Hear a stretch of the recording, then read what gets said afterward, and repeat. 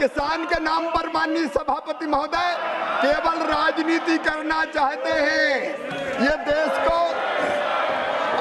देश को अराजकता में झोंकना चाहते हैं। लेकिन मैं पूरी जिम्मेदारी के साथ कृषि मंत्री के रूप में कहता हूं, प्रधानमंत्री जी के नेतृत्व में खेती को लाभ का धंधा बनाने में और किसानों की आमदनी दुगनी करने में कोई कसर नहीं छोड़ेंगे। हम दिन और रात काम करेंगे। कई फैसले लिए हैं और आगे भी किसान हितैषी फैसले लिए जाते रहेंगे। धन्यवाद माननीय सभापति महोदय। माननीय सभापति महोदय, दलहन की खरीद वर्ष 2004-05 से 13-14 तक केवल 6 करोड़ मीट्रिक टन थी। 6 लाख मीट्रिक टन, केवल 6 लाख मीट्रिक टन, जो बढ़कर अब 1 करोड़ 67 लाख मीट्रिक टन हो गई है। ये घड़ियाली और सुबह। माननीय सभापति महोदय, तिलहन की खरीद जब इनकी सरकार थी केवल 50 लाख मीट्रिक टन थी, जो बढ़कर 87 लाख मीट्रिक टन हो गई है। माननीय सभापति महोदय, ये बड़ी बातें कर रहे हैं। प्रमोद जी, धान की खरीद के लिए प्रमोद जी न्यूनतम क्या तरीका है? कुछ तो सोचिए, कुछ तो सोचिए। माननीय सभापति महोदय, माननीय मंत्री जी को सुनिए। माननीय सभापति महोदय, फिर देखिए किसान को इनको क्या है कि कोई ऐसी चीज आनी चाहिए कि मैंने पार्टिसिपेट किया। अरे साहब, किसान का मामला है, मेरा तो जीव होता है।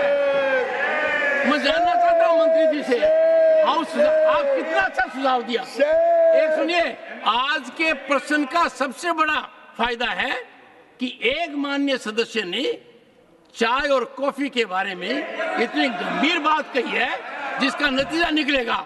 मैं सार्थक चर्चा चाहता हूँ। बैठिए। हाँ, माननीय सभापति महोदय, कपास की गांठ ये खरीदते थे केवल 26 लाख, हमने बढ़ाकर 31.17 लाख कपास की गांठ खरीदी है। और माननीय सभापति महोदय, संस्थागत ऋण इनके समय ऊंचे ब्याज की दरों पर मिलता था, केवल 7.3 लाख करोड़।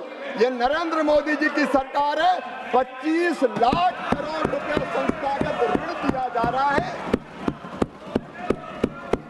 माननीय सभापति महोदय, जब इनकी सरकार थी, धान की खरीद के लिए न्यूनतम समर्थन मूल्य से लाभान्वित किसान केवल 78 लाख थे, अब बढ़ के 1,83,82,248 हो गए।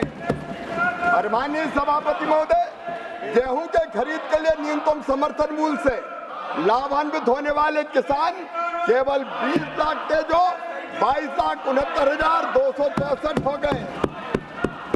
और माननीय सभापति महोदय, मुझे इजाजत दीजिए, ये केवल राजनीति कर रहे हैं। स्वामीनाथन कमेटी की रिपोर्ट में जब ये कहा गया कि लागत पर 50% मुनाफा देकर समर्थन मूल्य घोषित करना चाहिए, यूपीए की सरकार ने, जब मनमोहन सिंह प्रधानमंत्री थे, उन्होंने साफ तौर पर यह कैबिनेट नोट है, मैं इसको सामने सदन के रखना चाहता हूं। इन्होंने ये कहा कि एमएसपी को उत्पादन की भारित औसत लागत से 50% अधिक तय करने की सिफारिश पर यूपीए सरकार ने कैबिनेट में यह कहते हुए स्वीकार नहीं किया कि सीएसीपी द्वारा प्रासंगिक कारकों की व्यवस्था पर विचार करते हुए एक वस्तुनिष्ठ मानदंड के रूप में एमएसपी की सिफारिश की गई है। इसलिए लागत पर कम से कम 50% की वृद्धि निर्धारित करना बाजार को विकृत कर सकता है।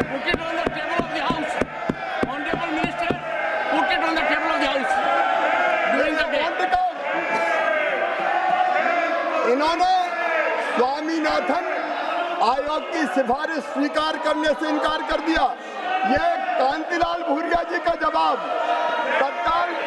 तत्कालीन कृषि मंत्री, उन्होंने कहा कि स्वीकार नहीं किया जा सकता।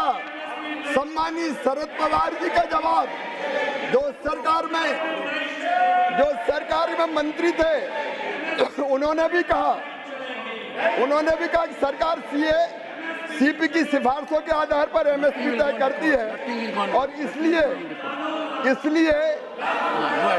पहचानने की आवश्यकता है कि उत्पादन लागत और एमएसपी के बीच कोई आंतरिक संबंध नहीं हो सकता, और उन्होंने इनकार कर दिया,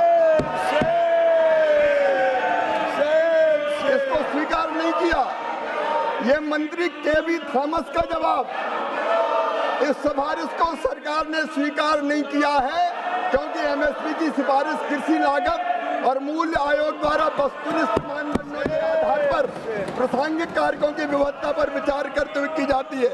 ये कैबिनेट नोट इनकी सरकार का, माननीय सभापति महोदय, मैं रखता हूं, लेकिन कैबिनेट नोट में इन्होंने राष्ट्रीय किसान आयोग द्वारा राष्ट्रीय नीति में शामिल न की गई सिफारिश, जब यह सिफारिश की गई कि एमएसपी उत्पादन की भारित औसत लागत से कम 50% से अधिक होना चाहिए, कैबिनेट नोट में यह लिखा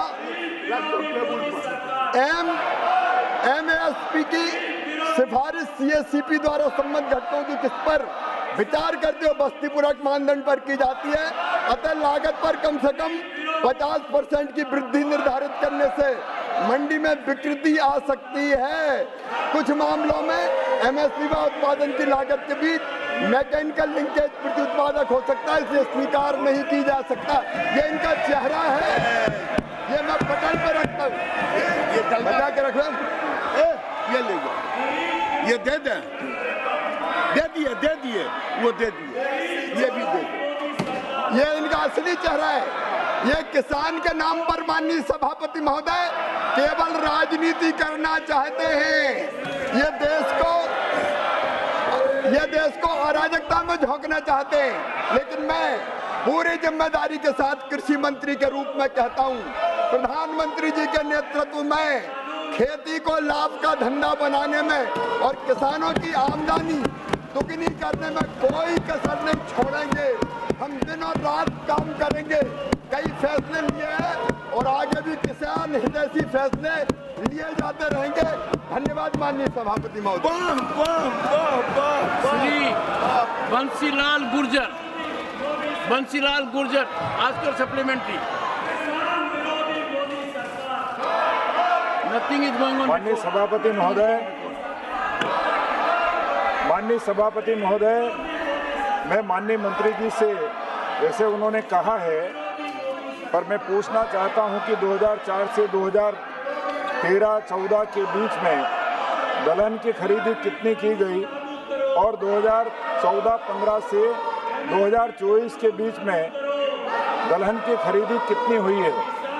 क्या सरकार ने देश को दलहन उत्पादन में आत्मनिर्भर बनाने के लिए कोई योजना बनाई है? यदि हाँ, तो तत्संबंधी ब्यौरा क्या है और अब तक की प्रगति क्या है? महत्वपूर्ण प्रश्न है। माननीय सभापति महोदय, बंसीलाल जी ने बहुत महत्वपूर्ण सवाल पूछा है। मैं फिर ये जानकारी देना चाहता हूँ कि 4-5 से 13-14 के बीच में केवल 6,29,00,000 मीट्रिक टन दलहन खरीदी जाती थी और हमारी सरकार, मोदी जी की सरकार 1,70,00,000 मीट्रिक टन दलहन खरीद रहे हैं। 25 गुना ज़्यादा खरीद रहे हैं। और आदरणीय माननीय सदस्य बंसीलाल जी ने कहा है, वो विद्वान कृषक हैं। मैं निवेदन करना चाहता हूं कि दलहन के उत्पादन को बढ़ाने के लिए इस बार हमने तय किया है कि मसूर, उड़द और तुअर पूरी मिनिमम सपोर्ट प्राइस पे खरीदी जाएगी। चिंता ना करें, देश का किसान दलहन पैदा करे, हम खरीदने का काम करेंगे।